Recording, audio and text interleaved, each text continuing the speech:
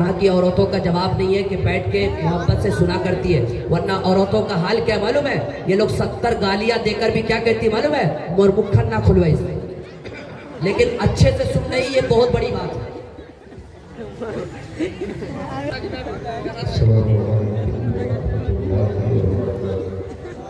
वालेकुम अस्सलाम रहमतुल्लाहि तआला व बरकातहू। अल्हम्दुलिल्लाह। थोड़ी देर मिजाज बनाएं तो मेरी तकरीर हो जाए। अफरा तफरी का माहौल बंद करें, इत्मीनान और सुकून के साथ सुनें। आप ये देखें कि आज मदरसा अशरफुल उलूम के असातिज़ा ने जिन तलबा को इस लायक बनाया कि उनके सर पर दस्तारे हिफ्ज़ का ताज रखा जाएगा, आज यहाँ जितने लोग बैठे हैं, खा वो मर्द हो या औरतें, ये तसव्वुर करें कि मौला मेरी ज़िंदगी में भी एक ऐसा वक्त आए कि मेरा बेटा भी हाफिज़ कुरान बन जाए, मेरा बेटा भी आलिम दीन बन जाए। ये मौला मेरा मुक़द्दर भी चमका दे कि मेरे बेटे के सर पे हिफ्ज़ कुरान की दस्तार रखी जाए। क्या आप चाहते हैं? कितने लोग चाहते हैं कि उसका बेटा भी हाफिज़ कुरान हो? जरा दोनों हाथों को उठा के या रसूल अल्लाह, या हबीब अल्लाह, माशाअल्लाह। ज़हन करीब करें। रसूल पाक के दिलकश फरमान से पहले, रसूल पाक के दिलकश फरमान से पहले कोई किताब न पढ़ना, कुरान से पहले कोई किताब न पढ़ना, कुरान से पहले। नुज़ूले हज़रत आदम यही बताता है, नुज़ूले हज़रत आदम यही बताता है, कोई वतन न था मेरे हिंदुस्तान से पहले। नुज़ूले हज़रत आदम यही बताता है, कोई वतन न था मेरे हिंदुस्तान से पहले। हज़रात, मैंने जिस आयत करीमा को पढ़ा है, रब फरमा रहा है वालिकल किताबु ला रैब फीह, ये वो किताब है जिसमें शक की कोई गुंजाइश नहीं। ये वो किताब है जिसमें शक की कोई गुंजाइश नहीं, और हिदायत है डरने वालों के लिए। क्या मतलब? दुनिया में बहुत सारी किताबें, बहुत सारी किताबें हैं, आप उसे लाइब्रेरी से लें और पढ़ें। एक बार पढ़ें, 2 बार पढ़ें, 3 बार पढ़ेंगे, आपकी तबीयत भर जाएगी। फिर आप अलमारी में उस किताब को डाल देंगे कि अब इसकी ज़रूरत नहीं है। मैंने इसके हर चैप्टर को पढ़ा है, हर वर्क को पढ़ा है, तमाम तर्ज की बुनियाद है उसको मैंने समझ लिया है, पढ़ लिया है, अब पढ़ने की तबीयत नहीं चाहती है। प्यारे जरा देखो तो सही, दुनिया की तमाम किताबें 2, 4, 5 बार पढ़ने के बाद आपकी तबीयत भर जाती है, फिर आप चाहते हो कि अब इसे ना पढ़ा जाए। मैंने खूब पढ़ लिया है, मगर वारे कुरान तेरी इज्जत व अज़मत को सलाम, वारे कुरान तेरे एजाज को सलाम, वारे कुरान तेरी बुलंदी को सलाम, कि कुरान को आप बार बार पढ़ें, सुबह में पढ़ें, दोपहर में पढ़ें, शाम को पढ़ें। जब जब कुरान को आप खोलेंगे और पढ़ेंगे तो आपको एक नई चाशनी मिलेगी, दिल को सुरूर मिलेगा, दिल को करार मिलेगा। पता चला कुरान जिंदगी को संवारने की किताब है, कुरान दिल को सुकून देने वाली किताब है, कुरान आंखों को ठंडक पहुंचाने वाली किताब है, कुरान राहों पर चलने के लिए सही तरीका बताने के लिए एक प्यारी किताब है, और मंजिल तक पहुंचाने के लिए एक बेहतरीन किताब है।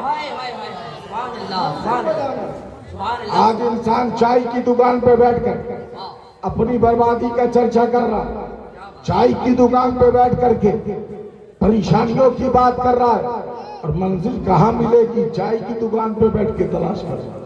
पान की दुकान पे बैठ के तलाश कर रहा है, बाजार में बैठा है, चंद लोग बैठे हैं अपनी बर्बादी का चर्चा कर रहे हैं, हम तबाह बर्बाद हो रहे हैं, हम ज़वाल पजीर किए जा रहे हैं, हमारे लिए कोई रास्ता नहीं मिल रहा है।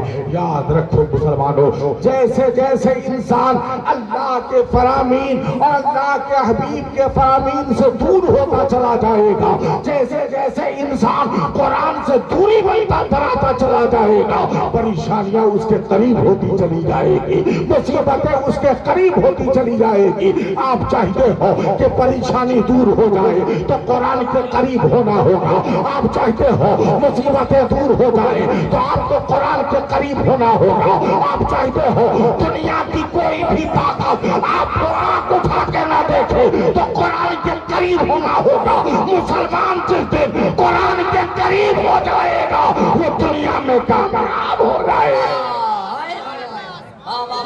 कामयाब हो जाएगा। मगर अफसोस प्यारे कि हम कुरान से दूर होते चले जा रहे हैं और फिर कामयाबी भी तलाश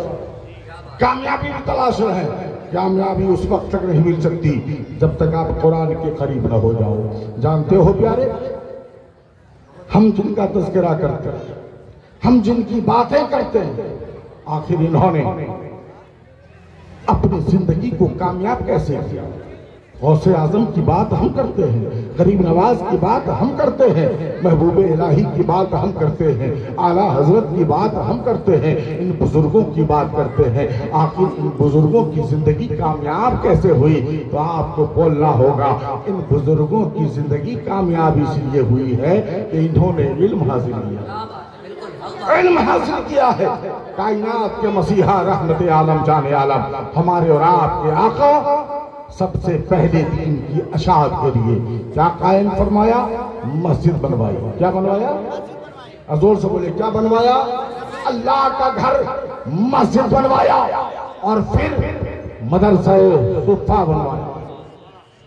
जानते हो प्यारे, यही वो मदरसा है जहां सिद्दीक़ अकबर पढ़े, यही वो मदरसा है जहां उस्मान गनी पढ़े, यही वो मदरसा है जहां मौलाए कायनात मौला अली पढ़े, यही वो मदरसा है जहां इमाम आजम अबू हनीफा पढ़े, यही वो मदरसा है जहां गौसे आजम पढ़े, यही वो मदरसा है जहां गरीब नवाज पढ़े, यही वो मदरसा है जहां ख्वाजा कुतुबुद्दीन पढ़े, यही वो मदरसा है जहां इमाम अहमद रजा तालीम हासिल किए, यही वो मदरसा है जहां मुफ्ती आजम पढ़े, यही वो मदरसा है जहां मुफस्सिर आजम पढ़े, यही वो मदरसा है जहां के छौछा के सरकार पढ़े, यही वो मदरसा है जहां महरारा के ताजदार पढ़े, यही वो मदरसा है जहां मसौली के सरकार पढ़े, यही वो मदरसा है जहां उलमाए किराम ने कुरान और हदीस को पढ़कर अपने सर पे ताजे ज़री हासिल किया है।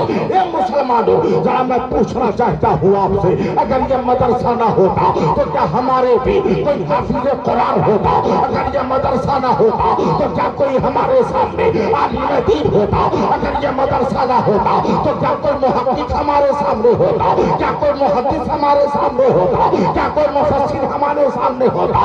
नहीं प्यारे, ये उलमा की जमात नजर आ रही है तो ये मदरसे की वजह से, ये मुफस्सिरीन नजर आ रहे हैं तो इस मदरसे की वजह से दुनिया में मुहद्दिस नजर आ रहे हैं, मुहद्दिस नजर आ रहे हैं तो इस मदरसे की वजह से। अगर मदरसा ना होता और तालीम हासिल न की जाती तो इंसानों की जिंदगी जानवर जैसी, इंसानों की जिंदगी जानवर जैसी होती। तवज्जो चाहूंगा प्यारे, तवज्जो, मदरसा है तभी ये उलमा है।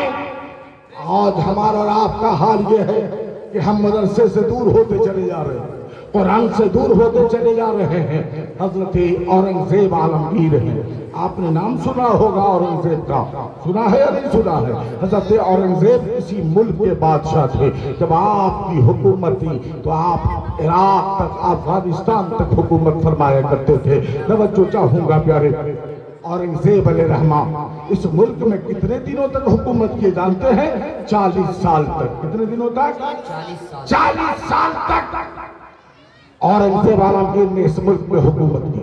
तवज्जो चाहूंगा प्यारे, जब आपका बेटा हाफिज कुरान बन गया, बादशाह है, अपने बेटे को स्कूल में इंग्लिश मीडियम में नहीं भेजा, बल्कि मदरसे में भेजा है। सुभान अल्लाह। जब बेटा हाफिज कुरान बन गया, हाफिज कुरान बनकर आ गई, तो आलमगीर औरंगजेब ने अपने बेटे को मिठाई का डब्बा दिया, कहा जाओ दादा जान को खुशखबरी सुना दे कि आज आपका पोता हाफिज कुरान बन गया है।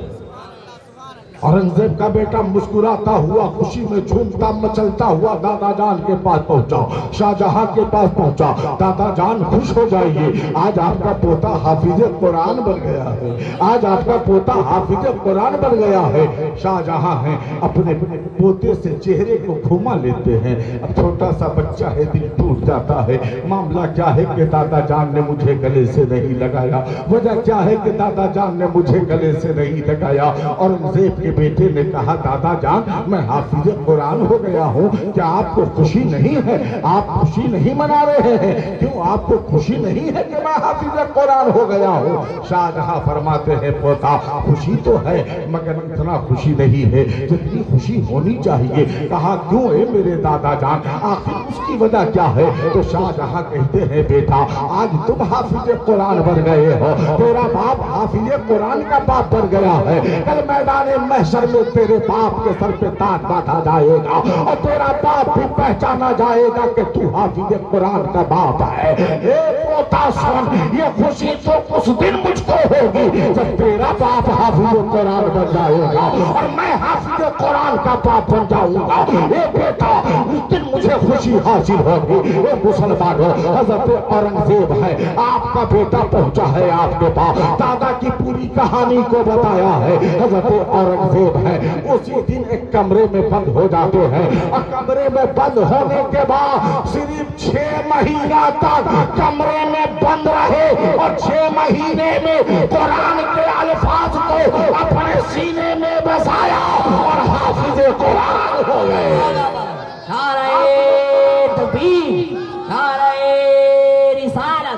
अज़मते कुरान, शहंशाहे कौनैन कॉन्फ्रेंस हजरत मुफ्ती सगीर अहमद बनारसी साहब क़िबला। मगर ये तो औरंगजेब है जो 6 महीने में हाफिज कुरान हो गए। मगर चलिए अच्छे रजा की बारगाह में, प्यारे रजा की बारगाह में, मीठे रजा की बारगाह में, अच्छे रजा की बारगाह में मेरा इमाम अहमद रजा खान आओ देखो प्यारे, औरंगजेब बादशाह 6 महीने में हाफिज कुरान हुए, मगर मेरे इमाम आला हजरत 6 महीना नहीं, 2 महीना नहीं, बल्कि सिर्फ 30 घंटे में हाफिज कुरान हो गए। 30 घंटा, कितना जोर से बोले कितना? 30 घंटा, 30 घंटा। आप कहोगे मौलाना ये कैसे? सुनिए प्यारे, आला हजरत इमाम अहमद रजा को लोग जब खत लिखते तो हजरत अल्लामा मौलाना मुफ्ती लिखते और हाफिज भी लिख दिया करते थे, हाफिज भी लिख दिया करते थे। मगर आला हजरत उस वक्त तक हाफिज नहीं थे। जब आला हजरत ने देखा कि लोग मुझे खुतूत भेजा करते हैं तो उसमें हाफिज लिख दिया करते हैं, तो आला हजरत ने फैसला फरमा दिया कि मैं कुरान हिफ्ज करूंगा, कुरान को याद करूंगा। जब रमजान का महीना करीब आया तो आपने अपने मुरीदों से, अपने चाहने वालों से कहा सुनो इस साल कुरान मस्जिद में मैं सुनाऊंगा। जोर से जोर से जोर से, इस साल कुरान मस्जिद में मैं सुनाऊंगा। लोगों ने कहा हुजूर आप तो हाफिज कुरान नहीं है, आप तो हाफिज नहीं है, आप कैसे कुरान सुनाएंगे? आला हज़रत फरमाते हैं हाँ इस साल मैं कुरान सुनाऊंगा।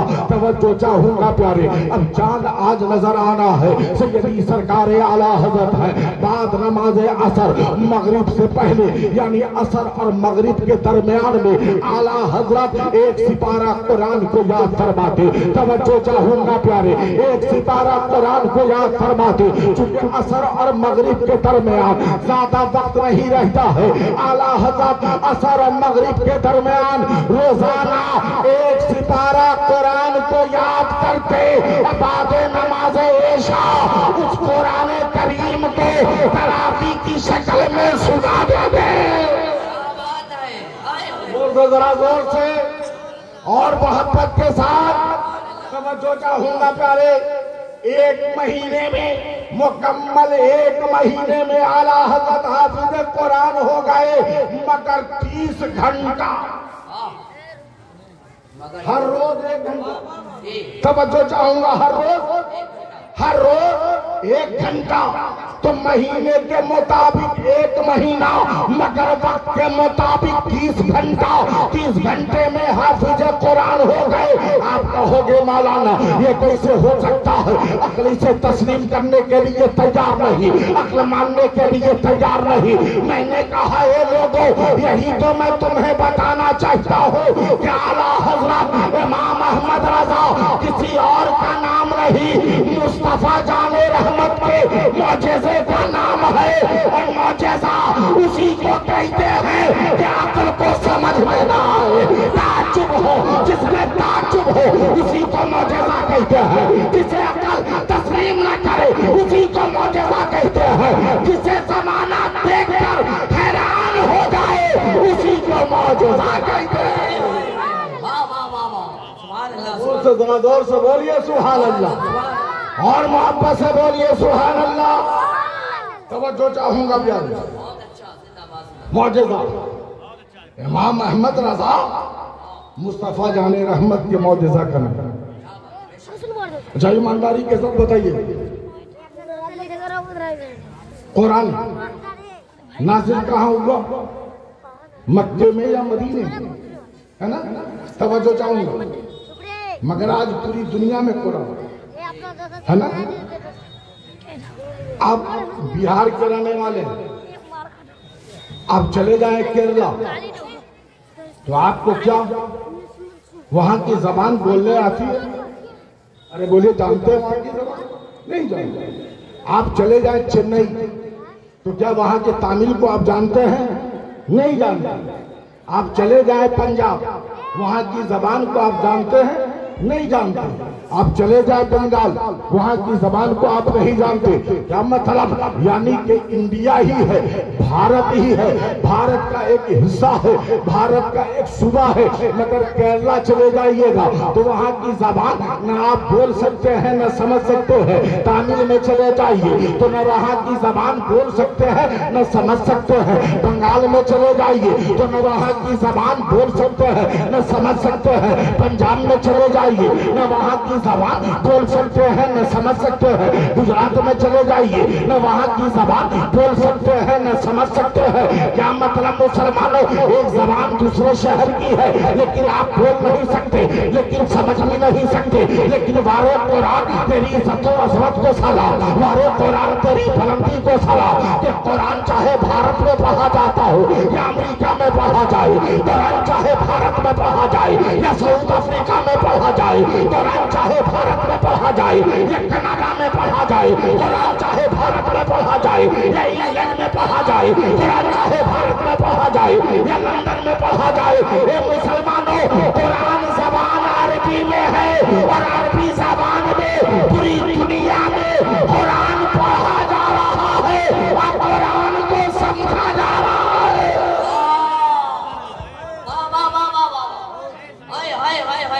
जोर से बोलिए सुभान अल्लाह, और मोहब्बत से बोलिए सुभान अल्लाह।